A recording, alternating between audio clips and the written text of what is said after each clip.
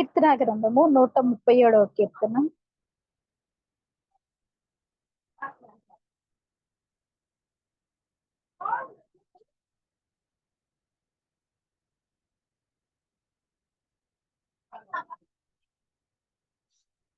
కీర్తన గ్రంథము 137 అధ్యాయం మనం చూస్తే, బబులోను నదుల యొద్ద కూర్చుని ఉన్నప్పుడు మనము సియోనుని జ్ఞాపకం చేసుకుని ఏడ్చుచుంటిమి. వాటి మధ్యనున్న నిర్వంజితులకు సితారాలు తగిలించితిమి.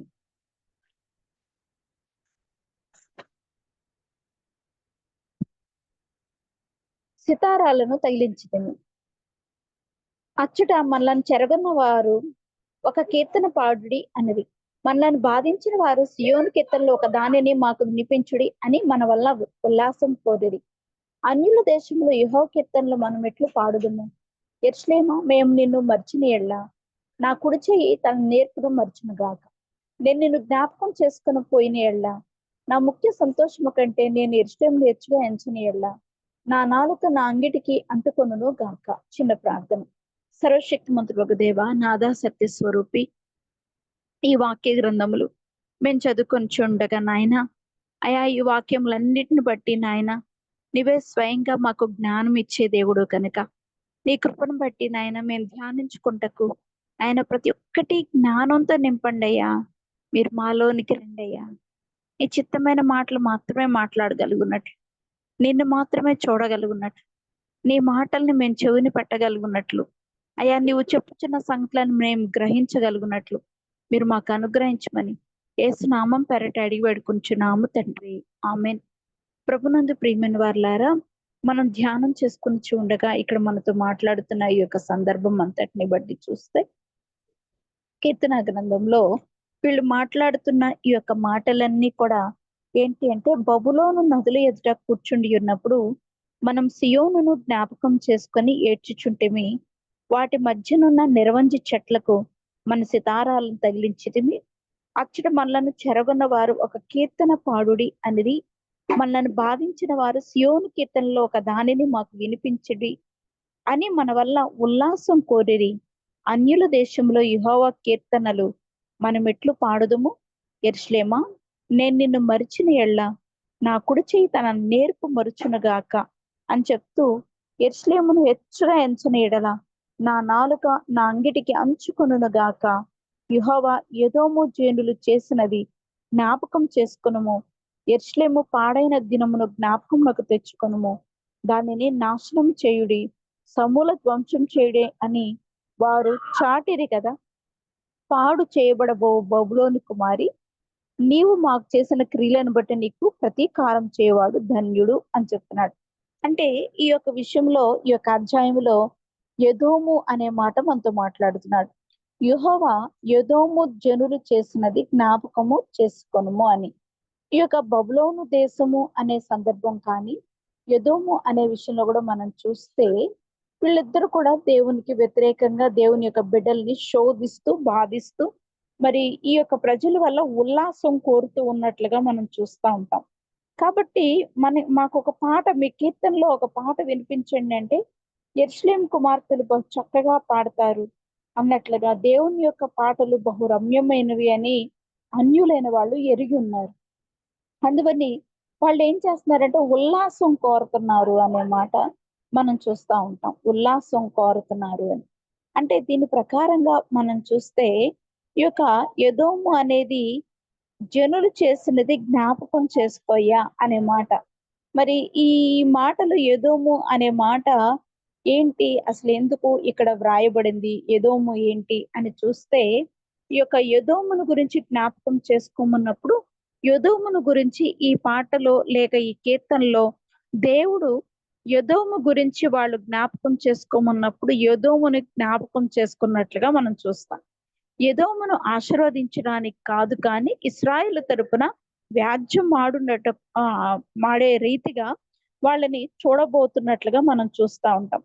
అయితే ఈ యొక్క బబులోను నదులు ఎదుట అంటే నిజానికి ఇశ్రాయేలీ లేని వాళ్ళు బబులోన్లో ఉన్నప్పుడే మరి ఈ యొక్క మధ్యకాలంలో ఈ యొక్క కీర్తనలు వ్రాసుండొచ్చు అన్నట్లుగా మనతో మాట్లాడుతూ ఉంటారు. అంటే చెర అనేది ఎంత దుర్భరమైనదో అన్నట్లుగా జ్ఞాపకం చేసుకుంటూ, తర్వాత కాలంలో ఎవరైనా ఈ కీర్తనను వ్రాసుండొచ్చేమో అన్నట్లుగా మనం చూస్తా ఉంటాము. ఏది ఏమైనప్పటికీ బబులోను అనే దాని గురించి మా వల్ల ఒక ఉల్లాసమైన కీర్తన పాడి ఉన్నారని వాళ్ళు కోరి ఉన్నారని మరి మోషే గారి కాలంలో రాసుండొచ్చు. మోషే గారే ఈ యొక్క కీర్తన రాసుండొచ్చు. ఎవరు రాసారు అన్నది కన్ఫర్మ్ గా తెలీదు కానీ నిరవంజి చెట్లకు అంటే మధ్యాసియాలో ఈ యొక్క వాగులు వెంబడి నిరవంజి చెట్లనేవి విస్తారంగా మరి పెరిగే చెట్లు అన్నట్లుగా మనం చూస్తాం అన్నమాట. నిరవంజి చెట్లు. ఈ యొక్క సియోను కీర్తనలో ఒక దాన్ని మాకు వినిపించండి అంటే, దేవుని ప్రజల్ని బాధ పెట్టడానికన్నమాట. బాధ పెట్టడానికి స్వదేశమైన సియోను గురించి పాడమని వాళ్ళను అంటే ఉల్లాసంగా కోరుతున్నారు. అలాగని మీ పాటలు పాడండి అన్నట్లుగా ఒక ఎగతాళిగా కూడా వాళ్ళు అడుగుతున్నట్లుగా చూస్తూ ఉంటాం. అయితే ఈ యొక్క కీర్తన విషయంలో చూస్తే 52వ కీర్తనలో కూడా ఈ యొక్క శీర్షిక వివరణ అనేది మనకు కనపడతా ఉంటది. ఏంటి అంటే ఎదోము జనుల గురించి.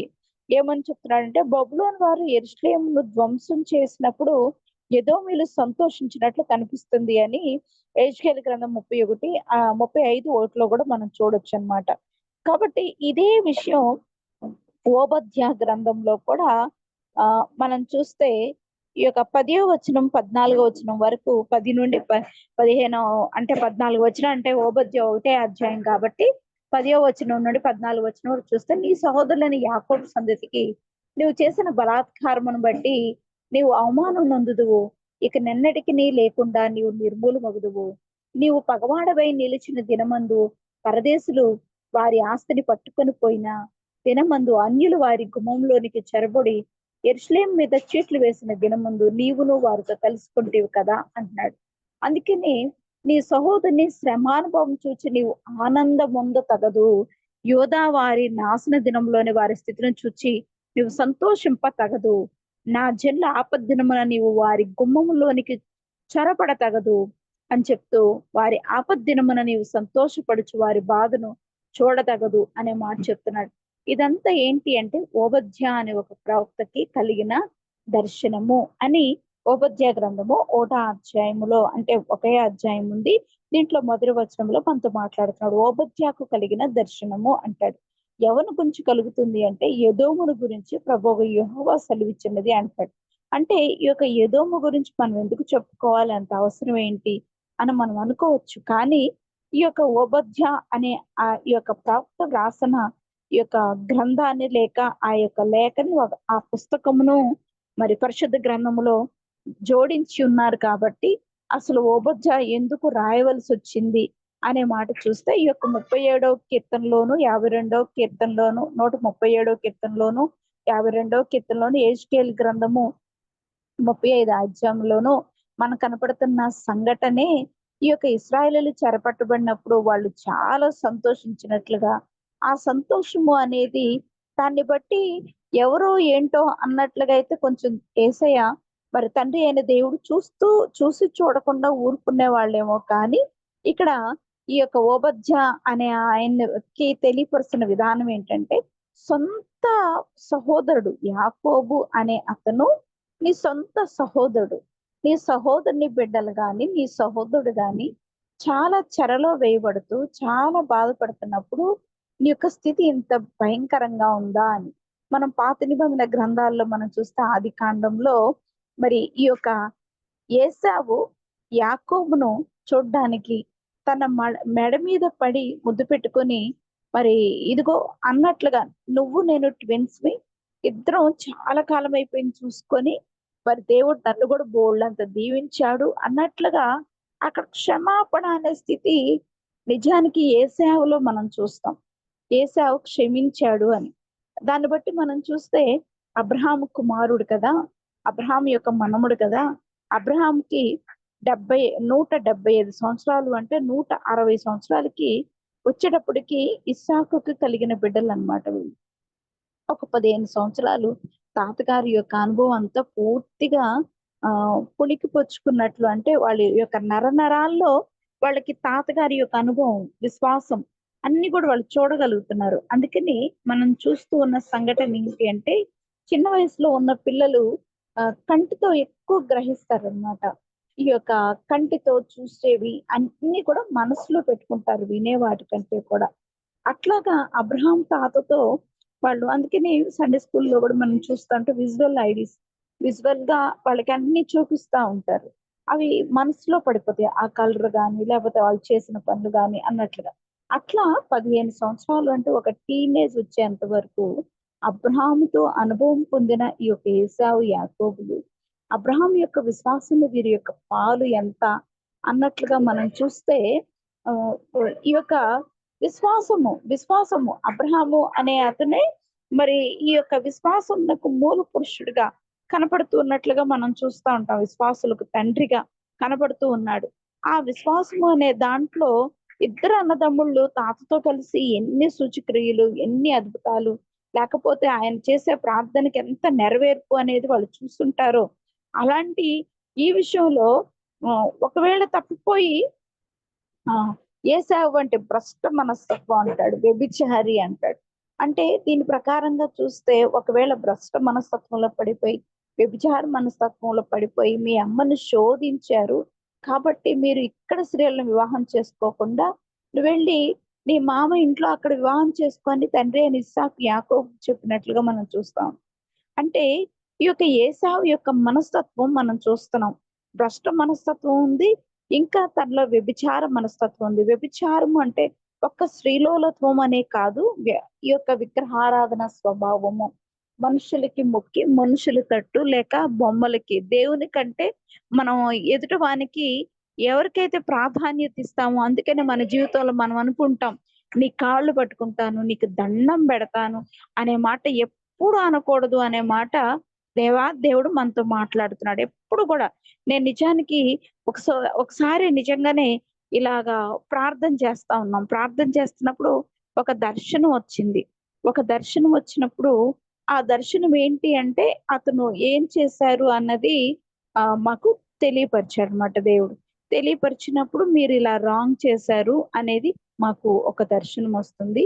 అంటే నిజంగానే ఆయన భయపడిపోయి ఏం చేశాడంటే తన సెల్ ఫోన్‌తో ఏమేమి రాంగ్ చేశాడో ఆ సెల్ ఫోన్‌ని తీసుకెళ్ళి ఒక కాలువలో పడేసేసాడన్నమాట. పడేసినప్పుడు ఏది అయితే మేము ఇప్పుడు నేను చేసినయి మీరు చెప్పాము. మీకు అలా దర్శనం వచ్చింది అన్నారు గదా! అయితే ఏది ఇప్పుడు చెప్పండి. నేను ముందేం జేశాను, ఎనకేం జేశానో చెప్పండి అని ఒకలాగా మాట్లాడుతుంటే, సరే ఏదైనా సమాధానం కోరాలి గదా! అనుకుని ఒకరోజు ఏం చేశామంటే, సమాధానం కోసమని సరే, సరే సారీ అయిపోయిందేదో అయిపోయింది. ఇంకా ఇద్దరు భార్యాభర్తలు ఇద్దరు సమాధానంగా ఉండండి అని చెప్పి పంపిస్తున్నాం. చెప్పి పంపిస్తూ ఆ రాత్రి ప్రార్థన చేసుకొని నేను పడుకుంటే నాకు తెల్లవారుజామున ఒక దర్శనం కనపడుతుంది.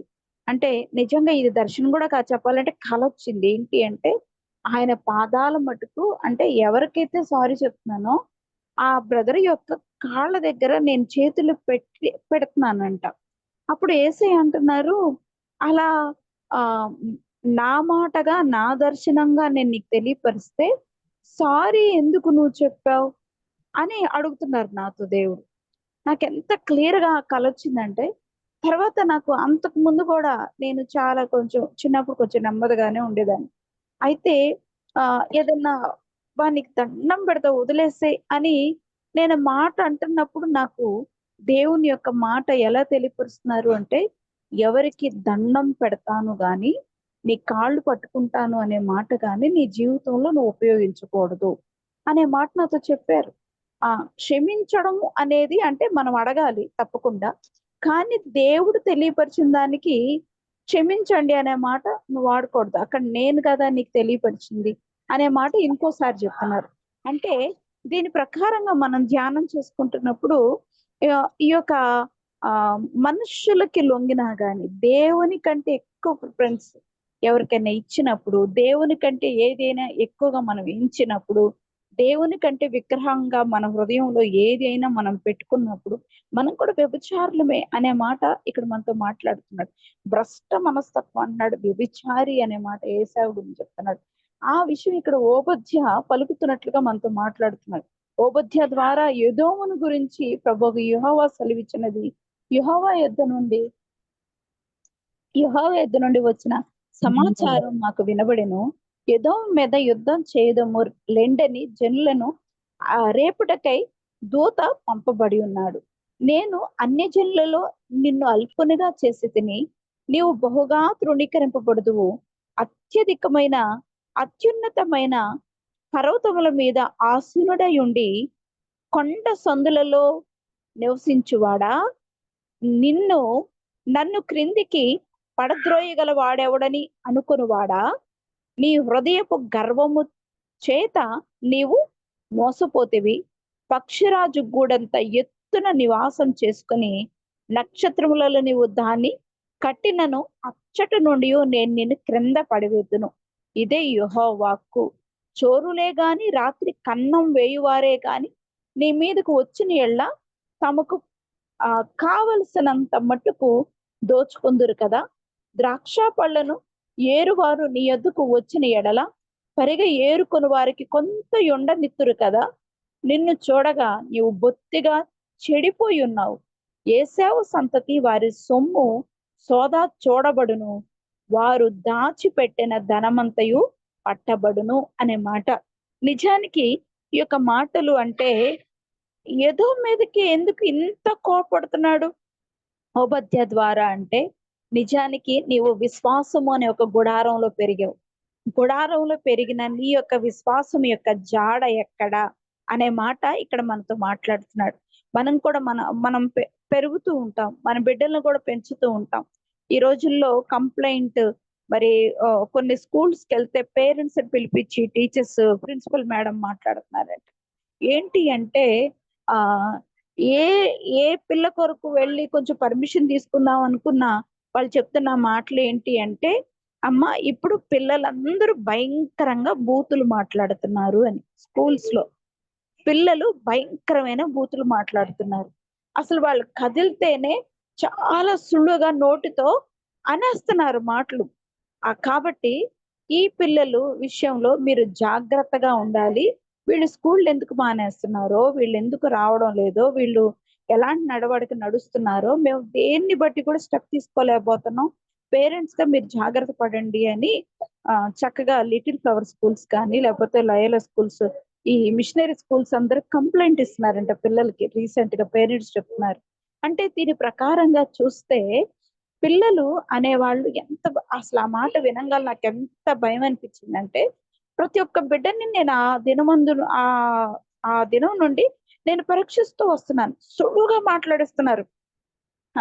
మాట్లాడితే ఎప్పుడో ఎక్కడో ఒక అన్యుల నోట్లో కొన్ని మాటలు వినేవాళ్ళం మనం. మీ అమ్మ అని గాని ఇంకో అన్న గాని ఏంటి ఆ మాటలు అని మనం ఖండిస్తూ ఉండేవాళ్ళం. మనం అలా పెరిగేవాళ్ళం కాదు. కానీ మన బిడ్డలు ఇప్పుడు చాలా సులువుగా చిక్కులు పెట్టబడే ఆ యొక్క అపవాది యొక్క చిక్కుల్లో పడిపోతున్నారు అనే మాట. అందుకని ఇక్కడ ఏశావు గురించి ధ్యానం చేసుకుంటుంటే, ఏశావు భ్రష్ట మనస్తత్వం కలిగిన వాడు అంటాడు. రెండోదిగా చూస్తే అతను మరి ఎలా ఉన్నాడు అనే మాట మనం ధ్యానం చేసుకుంటూ ఉన్నప్పుడు అలా సులువుగా చిక్కులు పెట్టే ఆ యొక్క పాపాల్లో వాళ్ళు పడిపోయారు. ఆ పడిపోయినట్లుగా ఈ యొక్క ఏశావు గురించి చెప్పబడుతుంది. అంటే మనం కూడా ఎంత జాగ్రత్త పడాలో మన బిడ్డల కొరకు ప్రార్థనే చేయాలి. కాబట్టి ఇలా చేస్తున్న సందర్భంలో దేవుడు అడుగుతున్నాడు, ఇదిగో ఎంతగా నువ్వు ఆకాశం అంత ఎత్తుగా గూడు కట్టుకున్నా గాని, ఎంత పక్షిరాజు అంత గూడంత ఎత్తులో నువ్వు కట్టుకున్నా గాని, నక్షత్రంలో నువ్వు దాన్ని కట్టినా గాని అచ్చటి నుండి కూడా నువ్వు అసలు ఎక్కడున్నావో అవన్నీ కూడా నువ్వేమేం దాచిపెట్టుకున్నావో ఆ సోదా చేయబడును అంటే ఏది కూడా నీకు మిగిలి ఉండదు.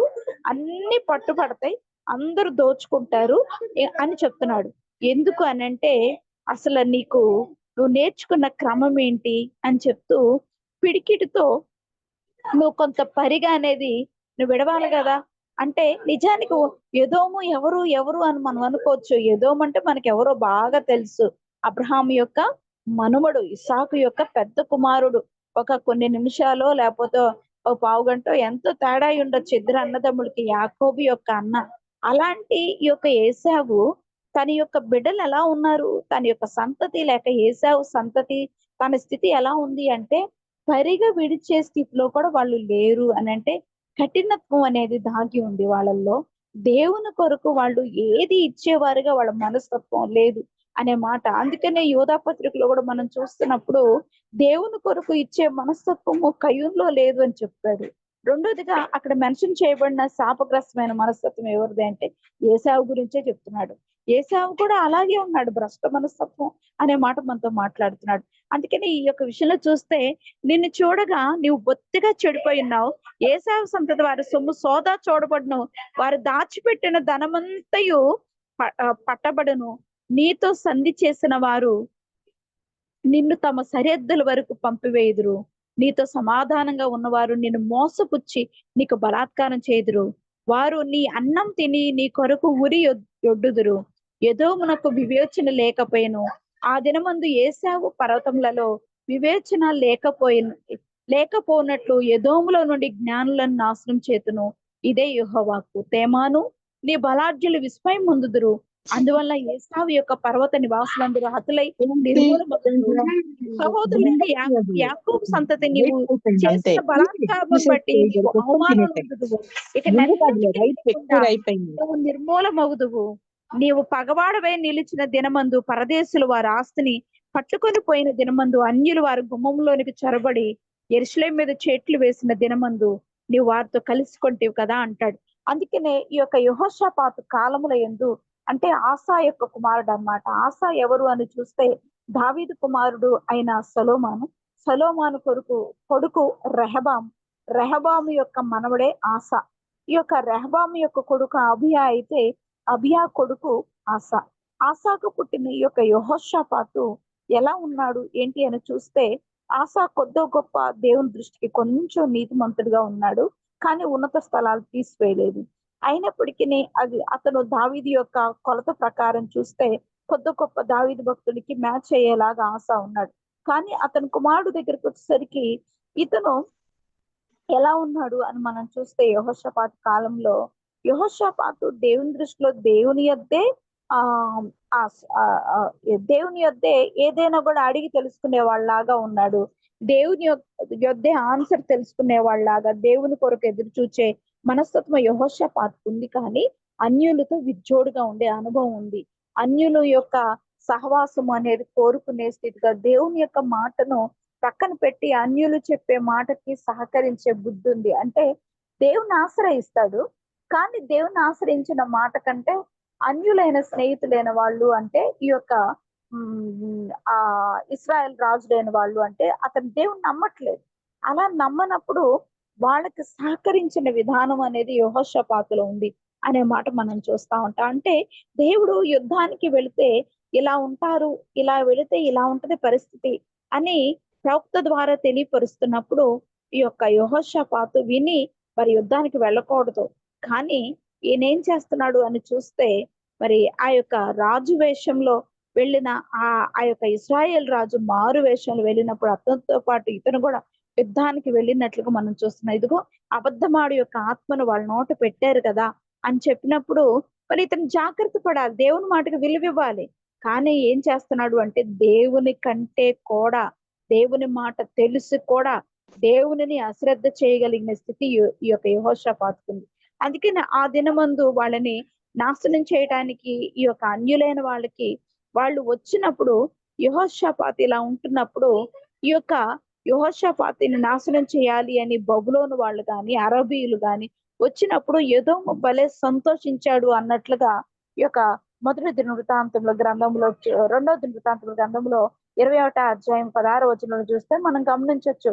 అక్కడ చాలా సంతోషపడిపోతున్నాడు ఈ యొక్క ఎదోము. ఇశ్రాయేల్ నాశనం అయిపోతుందా, అమ్మయ్య సంతోషం, యెరూషలేము పట్టణం అంతా నాశనం అయిపోతుందా, సంతోషం అని సంతోషించే ఆ యొక్క స్థితి అనేది ఎదోముకుంది.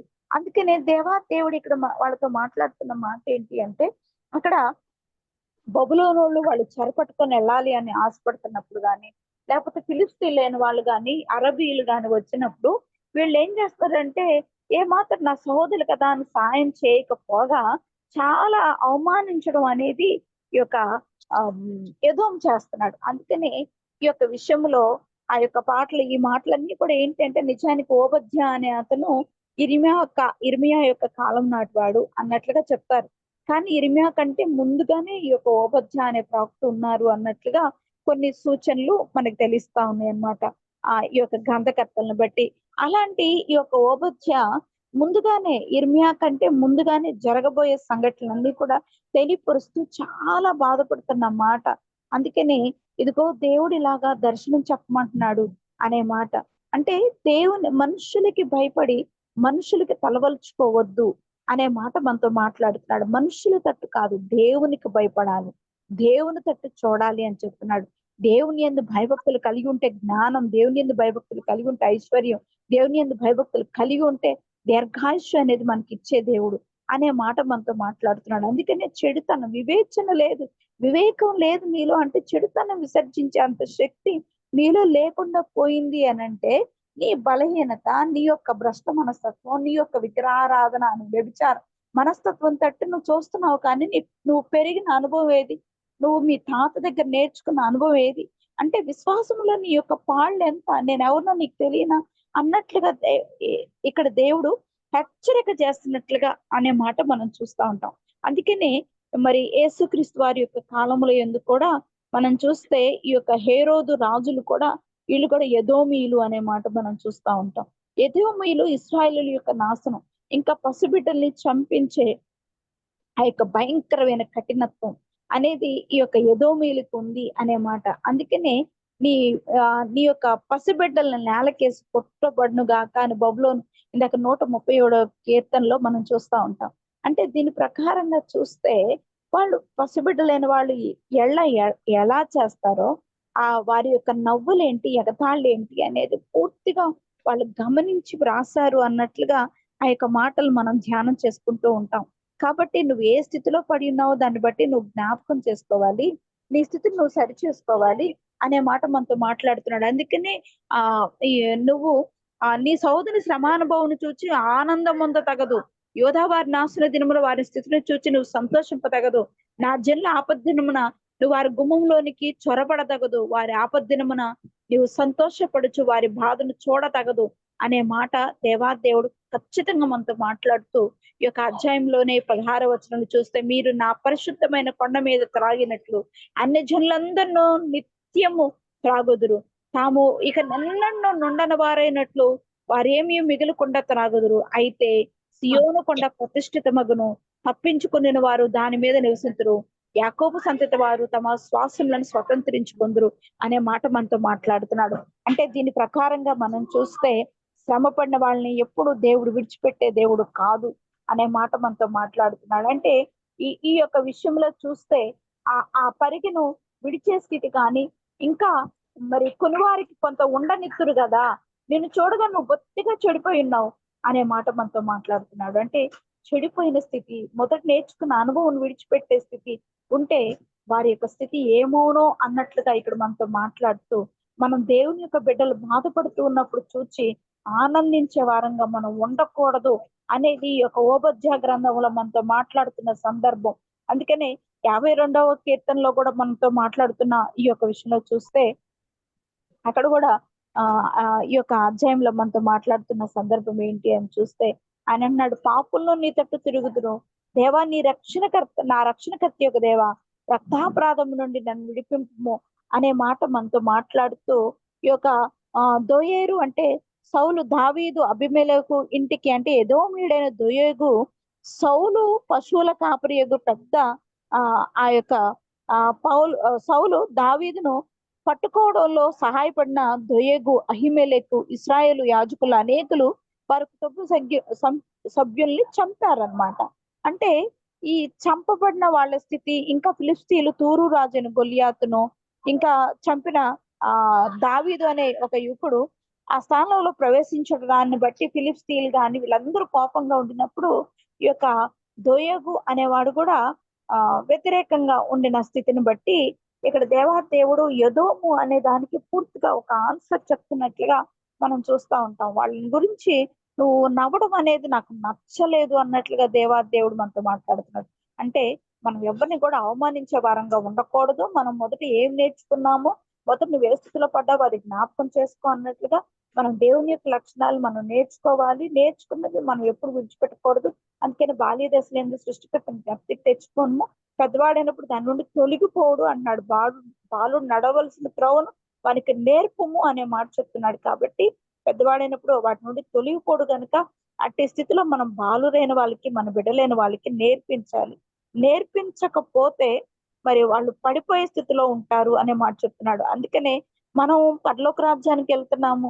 మన బిడ్డల పరిస్థితి ఏంటి అంటే, ఇప్పుడు ఈ దినాల్లో సృష్టి అంతట్లో బిడ్డలు చాలా చెడ్డ మాటలు, అసలు వినే చెవే లేదు అని ఇప్పుడు అంతా కూడా ఇప్పుడు సర్వేలో వచ్చేస్తుందన్నమాట. పిల్లలు వింటలేదు. ఓన్లీ సెల్ ఫోన్‌లు చూస్తున్నారు అని. వాళ్ళు వినటం కంటే చూస్తున్నారు. చెడిపోయేవి చూస్తున్నారు. వినే మంచి మాటలు వినే మనస్తత్వం వాళ్ళలో లేదు. అసలు చెప్పిన మాట గ్రహించుకునే మనసు అస్సలే లేదు. అంటే వినే చెవులు కావాలి అని ఇక్కడ దురద కలిగిన చెవులు ఇలాంటి చెవులు గాదు. దేవుని యొక్క మాటలు వినగలిగిన చెవులోనికి ఎప్పుడు వాళ్ళని పదే పదే యేసయ్య గురించి అందుకనే మనం ద్వితీయోపదేశకాండం ఆరోగ్యంలో కూడా చూస్తే వాళ్ళు పండుకున్నప్పుడు, వాళ్ళు లేచినప్పుడు, వాళ్ళు నడుస్తున్నప్పుడు వాళ్ళతో మాట్లాడాలంటున్నాడు. త్రోవలో వాళ్ళు పండుకున్నా, నడిచినా, లెగిచినా వాళ్ళకి నా గురించి నువ్వు మాట్లాడుతా ఉండాలి.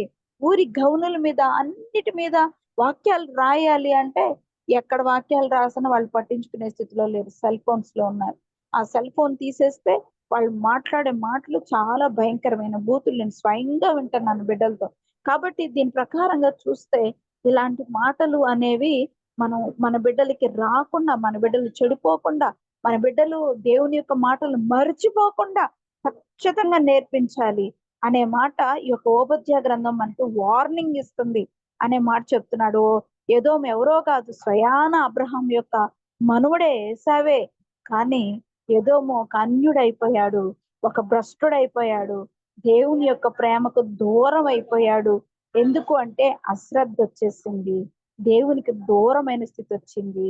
ఈ యొక్క వ్యభిచారము అనే ఇహలోక మాలిన్యము అనే ఈ యొక్క విగ్రహారాధన, లేకపోతే ఈ లోకపు ఆచారము అనేది బిడ్డల్ని పాడు చేసేసింది అనే మాట మనం ధ్యానం చేసుకుంటాం.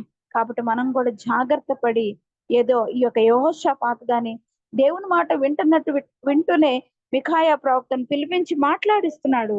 కానీ ఆ ప్రవక్త చెప్పినట్లుగా మరి ఇదిగో అబద్ధమాడే ఆ యొక్క ఆత్మను ఆ ప్రవక్త నోట ఉంచాడు అన్నప్పుడు ఈయన ఎందుకు యుద్ధంకి వెళ్ళడం?